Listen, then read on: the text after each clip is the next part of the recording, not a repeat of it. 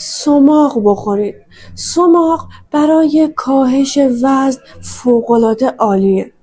ترکیب سماق و ماست بهترین درمان کننده کبد چربه و باعث میشه چربی‌های شکم و پهلوی شما عزیزان آب بشه. 7 برابر پرتقال ویتامین C داره. 5 برابر شیر کلسیم داره. 3 برابر ماهی قزلالا امگا 3 داره و خوردن 20 گرم از سماق به اندازه 1 کیلو آجیل مواد مغذی داره. خوردن 5 گرم از سماق مساوی با 1 ساعت پیاده روی.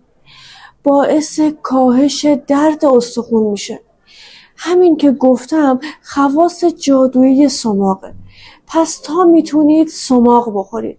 حالا با گوشت قرمز، با مرغ، با تخم مرغ، با ماست. الان میخوام یه دمنوش چربی سوز خیلی قوی با سماق بهتون آموزش بدم. توی قوری یک قاشق یه ذره میاره شقم. توی قوری یک قاشق سماق بریزید. 1 عدد چوب دارچین به اضافه آب جوش. میذارید 10 دقیقه دم بکشه و 1 ساعت بعد از ناهار میل میکنید. به مدت 1 هفته تأثیر فوق‌العاده‌اش رو روی کاهش وزنتون میبینید.